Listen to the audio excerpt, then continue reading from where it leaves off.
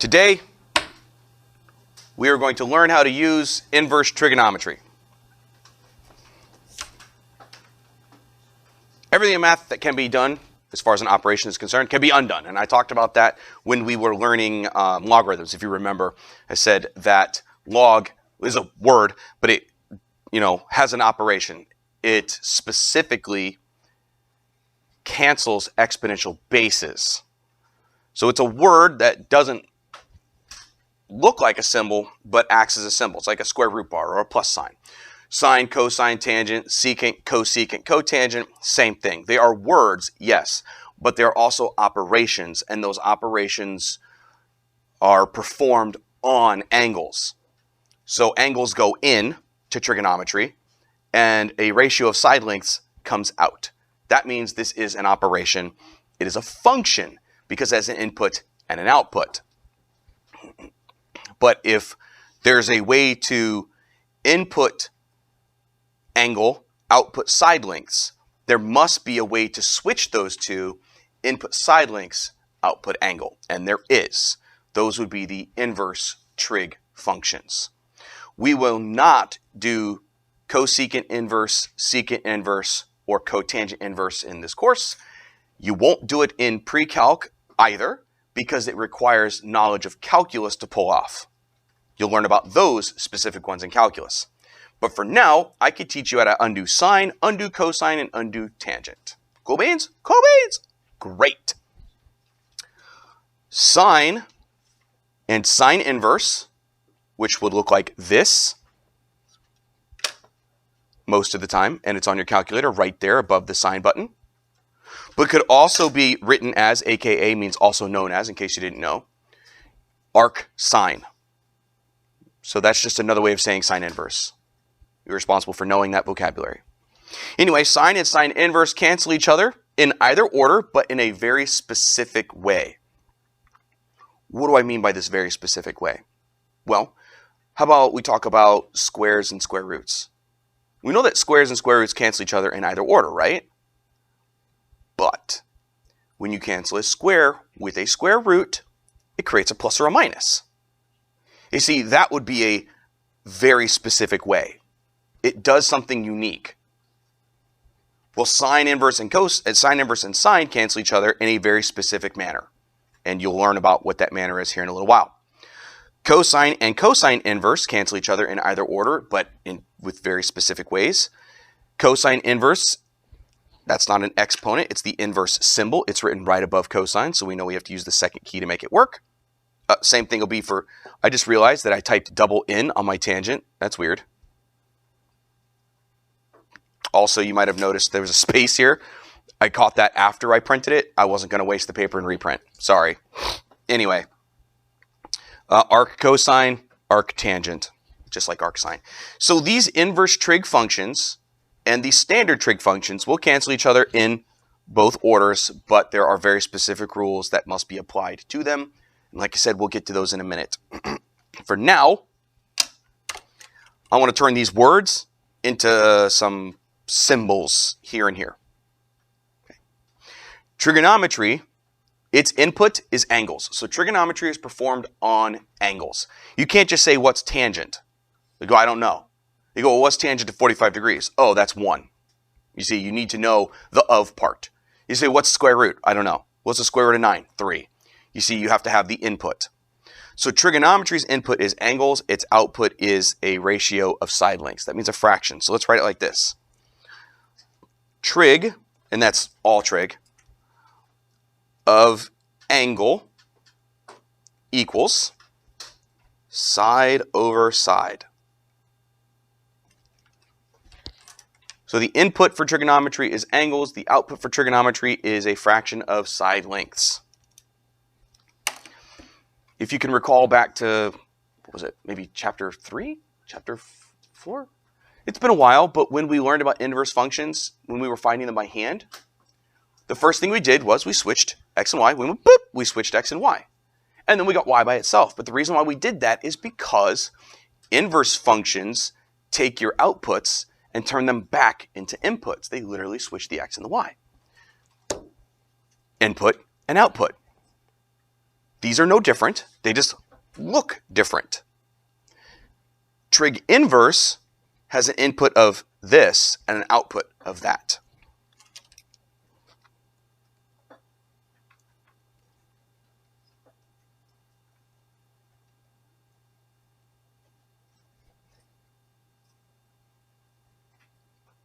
So the result of all inverse trigonometry will be an angle. And what we're acting on will be a ratio of side lengths of a triangle. Or, worst case scenario, something on one of the quadrantals, so it's not actually a triangle, like at the coordinate 1, 0 or 0, 1. You don't have a triangle, but we could still do inverse trig there. All right, let's do a tiny bit of practice, something you should have learned how to do in geometry. You should have been able to solve for theta using a calculator in geometry. Did you guys learn how to do that? Some of you did. Some of you might not have gotten that far into the mathematics, because I know, every teacher moves at different paces. But here we go. We're going to try to figure out what this angle is, and we weren't told degrees or radians, so we might as well do both. Might as well do both. If the directions don't say which one to do, then do both. Unless the directions say to do both. Or pick one. It doesn't really matter. Typically, I'll say in the directions, like, do both. This one's specific. That word's hard to say. Specifically says use angles in degrees. Okay. But anyway, let's do both. From this angle, which two sides do I know? How would you classify those two sides? Opposite and hypotenuse. Yeah. And what trig function is going to use opposite and hypotenuse? Sine. So we know that sine of theta, let me write in blue. We know that sine of theta is the opposite side length over the hypotenuse. Now, yeah, I know it's supposed to be y over r, but this triangle is not drawn in the coordinate plane, so we won't say x and y, r. We'll just say opposite and hypotenuse. Keep life easy, right? No need to reduce the fraction or anything like that. We're just trying to get theta alone. That means I need to cancel the operation of sine. Whatever happens on the left side has to happen on the right side.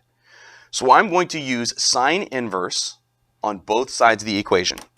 I'm going to show all the work. Now, later on, can you show less work? Of course. But for now, let's have good notes and see what's happening.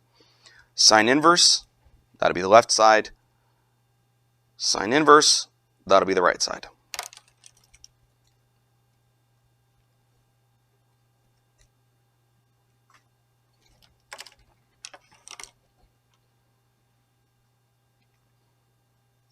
So when it's set up like this, in a real-world triangle, something that's absolutely 100% possible in a real triangle, sine and sine inverse immediately cancel each other out like fire and ice. And all you're left with is theta. So theta will be whatever the sine inverse of 8 over 12 is. My calculator is currently in degree mode, so the answer it gives me will be in degrees. Second sine of 8 divided by 12 is, let's round to 2 decimals because it says so in the directions, 41.81 degrees.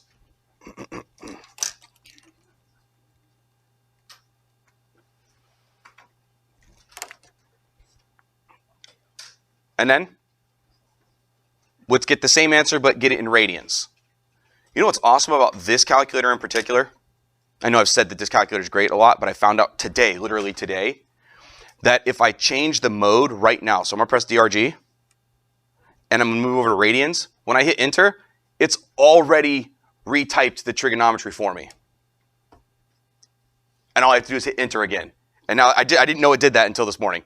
And now I hit enter again, and there's my answer in radians. So it just saved me a moment of retyping it, which is cool. I mean, I think it's pretty cool. If you round that to 2 decimals, you get 0.73 radians. And remember, we don't have to write rad because if there's no degree symbol, it is assumed to be radians.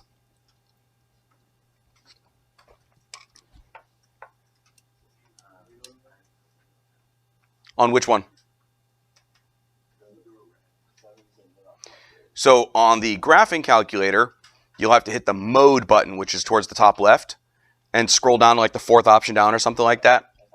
Okay? but you'll need to know how to do it on this for the test.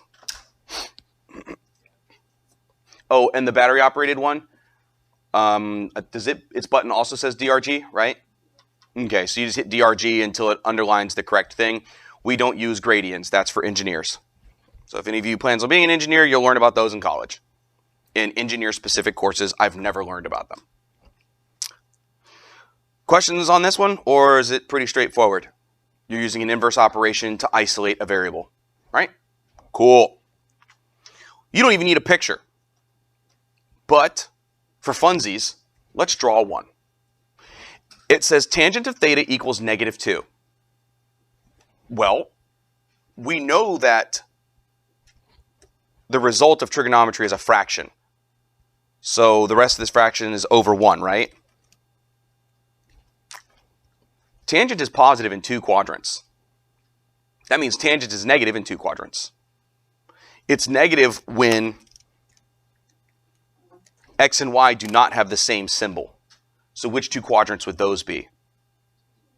2 and 4. So what I'm going to do is I'm going to draw quadrants 2 and 4.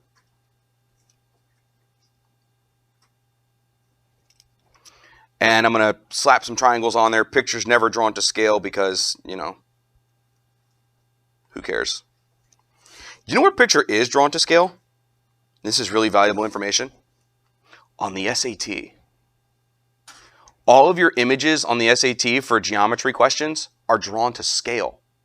That's a big deal. Because if the question's asking about angles, you can use folded up paper to estimate the size of the angles. A corner of a piece of paper is 90 degrees. Fold it in half, it's 45. If you take that 90-degree angle and fold it into thirds, now you have 30 degrees and you have 60 degrees. If you fold one of your 30s in half, now you have 15 degrees. So you can use that knowledge to help you estimate angles if you are completely lost on a geometry question. It's just a little tidbit there. I'll sprinkle that in for you. It's good. It's good knowledge. Since this material that I'm teaching is on the SAT. One of my students in period 1 sent me a screenshot of her practice SAT, and she said that her score had gone up almost 100 points since we started learning trig. So, just making sure that I'm teaching you guys what you need to know for your future. Alrighty, let's throw this on here. We have y, we have x, and in this quadrant, y is positive. X would be the -1. And in this quadrant, y is negative, x would be the positive one. And I don't care what the hypotenuse is. I mean, if you care, it's √5, but that doesn't matter. The point is, we're trying to figure out the angle, right? This is a calculator question because this is not one of our special triangles. So we would take the tangent inverse of both sides, correct? Right? That's not a trick question. You're good with that? So I don't even need to see you show this step. Just say, oh yeah, theta is the tangent inverse of -2.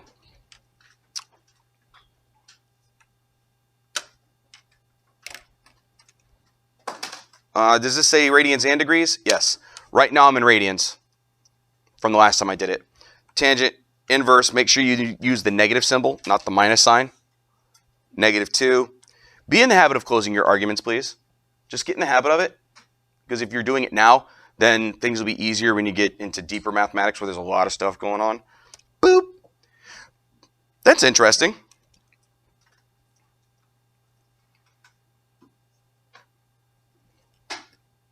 You guys said quadrant 2 and 4, didn't you? That's a negative angle. It's not quadrant 4, though. Because quadrant 4 is angles that are between 3 pi over 2 radians and 2 pi radians. What it is an angle that's coterminal to something in quadrant 4. It gave me this angle, but it gave it to me like this. Isn't that interesting? Huh. Let's get it in degrees. DRG, degrees, enter again, -63.43 degrees.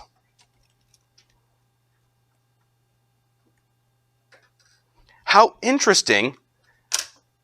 I mean, we know for a fact that tangent's negative in 2 quadrants. You guys all said quadrant 2 and 4, and you're not wrong.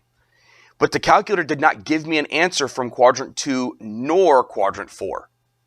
It gave me an answer that's coterminal to quadrant 4.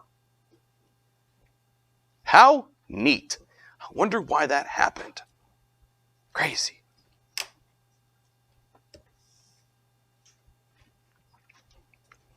Bit of vocabulary for you. A word that you probably didn't know. A guy wire. A guy wire is a kind of wire that is used to anchor something.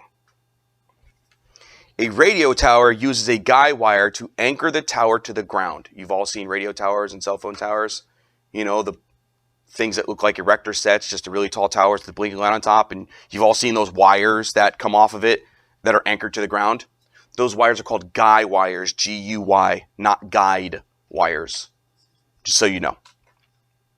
Guy wires. Anyway, a radio tower uses a guy wire to anchor it to the ground. The anchor point is 50 feet from the base of the tower, and the wire is 200 feet long. We want to know what angle in degrees the wire makes with the ground. You know what we need? What would make this easier? A picture. Draw a picture. Let's draw a picture. An incredibly accurate picture, too.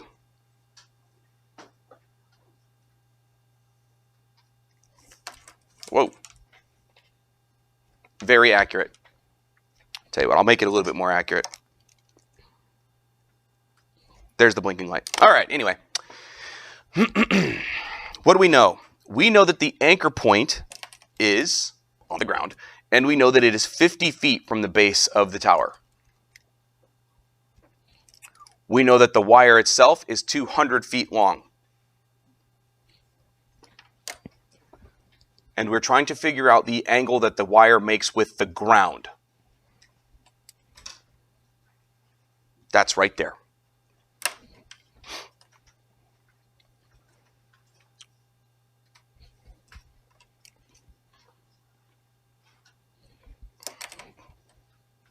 So real-world use of trigonometry right here. And I'm not making this up. You guys ever see those survey crews on the side of the road where they're holding the thing and it looks like it's like a camera and they're pointing it somewhere else? Those are lasers, essentially, and they're figuring out heights of things, like typically the difference in elevation from one point to another for like water runoff and things like that. It's literally using trigonometry to determine the elevation difference. It uses tangent a lot, actually. Tangent is used very often to figure out heights of things and elevation differences. So yeah, it is very useful in the real world. Anyway, from this angle, what two sides would you say that I have? Adjacent and hypotenuse. Which trig function uses adjacent and hypotenuse? Cosine. So cosine of theta is adjacent over hypotenuse. We don't even need to reduce or anything like that. We know that we can get rid of cosine with its inverse operator, which is cosine inverse, which will get theta alone. So theta is cosine inverse of 50 over 200. No reason to reduce or anything like that. We're just going to trust our technology, okay? My calculator is still in degree mode from the last question, which is good because it says degrees. Cosine inverse, so second cosine. 50 over 200, close your argument, be a good mathematician. And you get 75.52 degrees. That's actually really steep.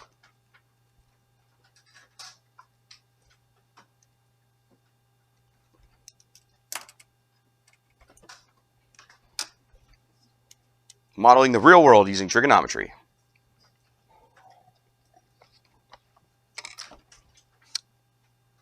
What I should have done was said, like, what's the height of the tower? Because that's more real life. But the reason why I didn't was because I wanted to make sure in these first three examples you saw sine inverse, cosine inverse, and tangent inverse. So I used all three of them. What I should have done was written this question first, used tangent, because tangent is often used to find the height of things, and then made this one a cosine. But it doesn't matter. I just wanted to make sure that they were all in there. Any questions, comments, or concerns on how to do the basic calculator use of trig inverse. Everybody's cool with that idea? All right. You now have the skills to tackle the 3 homework questions on the back of the homework. I'm not saying do that right now. I'm just saying, there you go. The ones on the back can easily be done now. Yes, ma'am? Are you supposed to write like radian or whatever after? You don't have to write radians because it's the default angle measurement. You have to use a degree symbol. But if you don't see a degree symbol, it is assumed that's a radian. So you don't have to. Nope. Okay, but a pi is a number though. That's different. So if I say 2 pi radians, that is this many radians. So pi is not a unit. Pi is a number. But it's, if you say 6.28 radians, you don't have a full circle. If you say 2 pi radians, you do have a full circle. So pi itself, you always have to write pi if you're talking about a number of pi's. This is not negative 1.11 pi. No. This is negative 1.11 radians. Remember, pi radians is more than 3 radians. So that's the difference between the two. When you say pi, you are literally saying 2 times 3 and change radians. So 6 and change radians. Okay? Good here? Yay! Let's step it up a notch.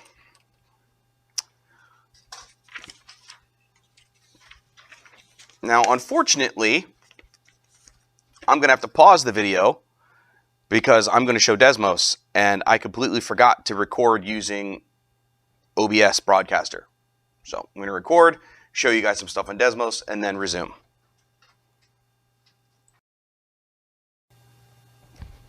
And what you just saw in Desmos is what you have right here.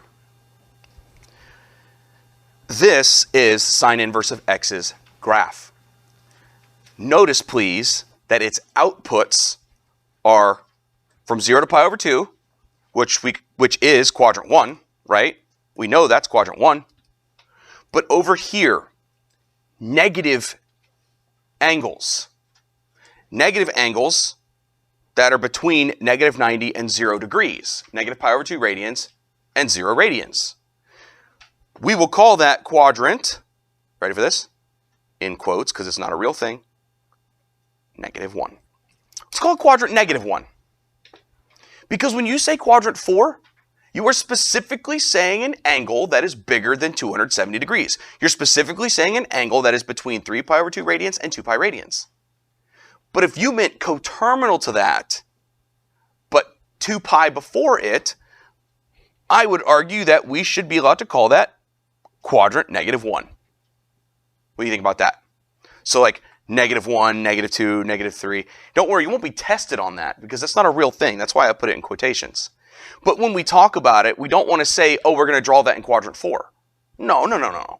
We're going to draw it in quadrant negative 1. Okay? And the way we'll make that look like quadrant, quote unquote, negative 1 is we'll do that. We'll put a little arrow on it telling us that this opened in a negative fashion. It's interesting that tangent inverse forced me into that zone also. So remember when I was saying in very specific ways? This is what I was getting at. There's restrictions on where these are allowed to occur. That's what I was getting at. We're going to tackle these 5 questions without a calculator. And that's where we'll call it for today. And we're going to do all of these without a calculator. Okay?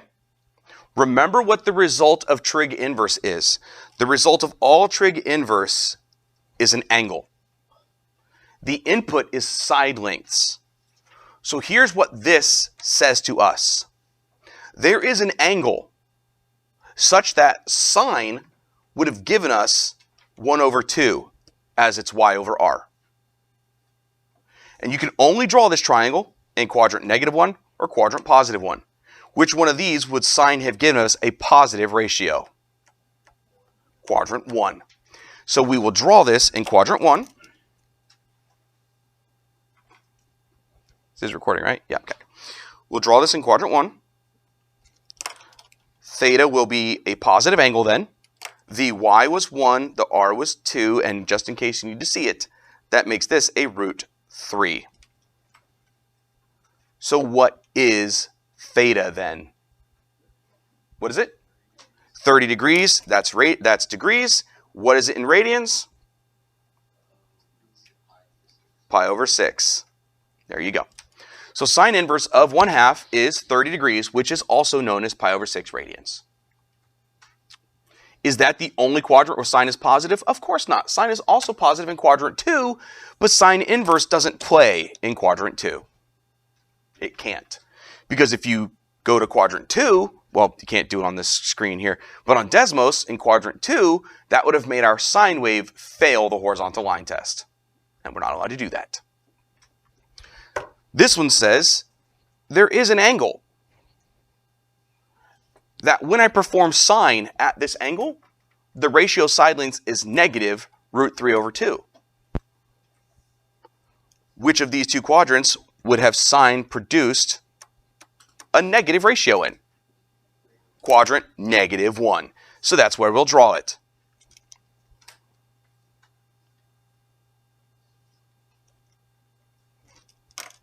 And we'll do it like this, showing us that we know it's a negative angle now. R can't be positive. That makes the y negative root 3. If you need to see it, that means x is 1. So in degrees, what is this theta?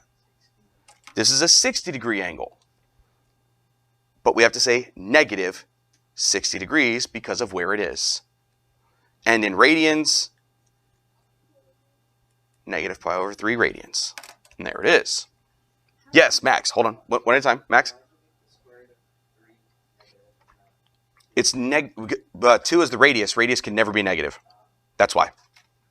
How did you do that? I'm just completely lost. How did I get which part? Do we start with how did I get the triangle? Is that where I need to start? How did you do the angles? How did you understand what that was? Well, because this is one of our special triangles. It's a 1, root 3, and 2. Okay. So that makes it a 30, 60, 90. And the 1 is the smallest of those. So that would always be across from the smallest angle. So the 1's across from a 30. And that forces our theta to be the 60. But because of where it is, it's negative. Cool? Okay. But you were comfortable drawing it in that quadrant. Great. So let's look at this next one. Remember, the result of all inverse trig is an angle. Now, I know that the directions say no calculator. I'm going to grab a calculator. Just watch for a second. Sine inverse of pi divided by 2 is, drum roll please, drum roll, drum roll, drum roll. What in the world just happened? Why did that fail? Domain error, undefined. Why, though, is the question. Is it on an axis? I mean, the output is an angle, correct? What's the input then? What is the input of all trig inverse? Sides of a triangle. Sine uses which letters? Y over R. Someone please tell me why this is undefined. No, it's not on the y-axis. These are side lengths of a triangle. Please tell me why it's undefined. Because pi what? It could be a side length. Pi is a number. Why is this undefined? Come on, someone in period 1 said it. One, okay, Alyssa? No, you sure?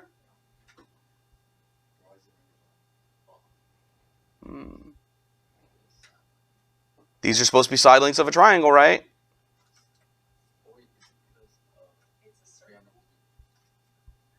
What's the biggest side of every triangle? The radius, right? The hypotenuse. Pi is bigger than 2. This is attempting to find an angle in a triangle where the vertical side of the right triangle is longer than the hypotenuse. That's not possible. And that's why it's undefined. So don't fall into the trap. I know that looks like an angle, but the input of trig inverse is always side lengths. If this said 2 over pi, it would have given me an answer because pi is bigger than 2. But this just attempted to find a triangle whose y length is longer than the hypotenuse. That's just crazy talk. Okay? What if we compose trigonometry? Let me ask you a question. Where is pi over 9? Where is this? It's in quadrant 1. Does sine inverse play in quadrant 1? Sure does. So since this is one of the quadrants where sine lives, guess what sine and sine inverse do to each other? The answer is pi over 9 radians, which is 20 degrees, because 180 divided by 9 is 20.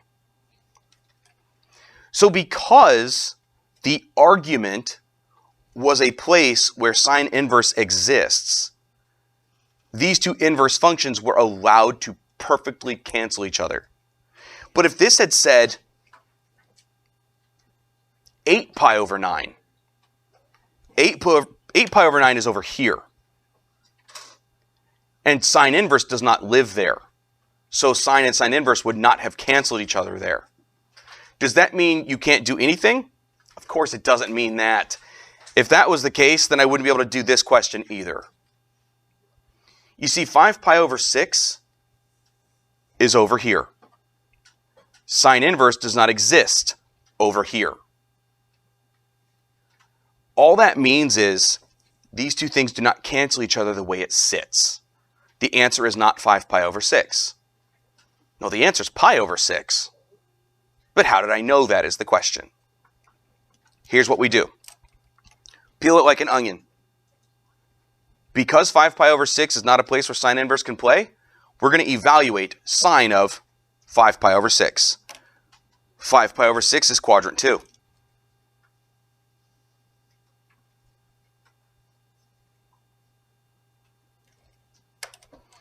It's an over 6.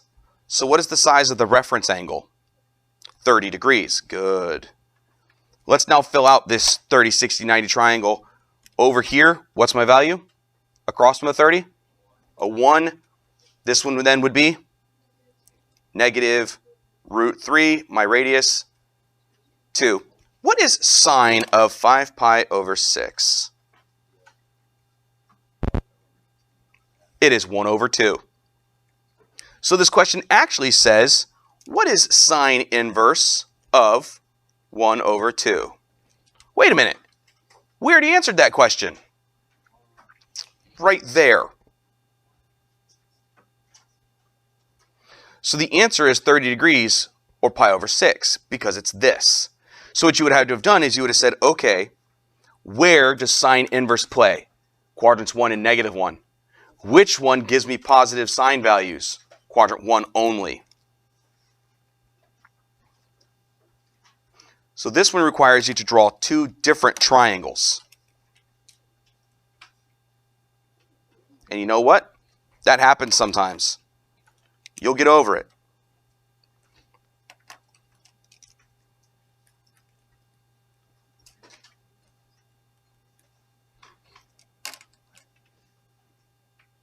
Essentially, if the trig inverse doesn't like the quadrant that the trig wanted you to go to, evaluate, and then re-evaluate. Geometrically, what does it do? It takes this no-no triangle for sine inverse and reflects it into a quadrant that sine inverse likes. You can do some of the stuff on the front now. If you're adventurous, you could do lots of stuff on the front now. Just depends on how big of a nerd you are.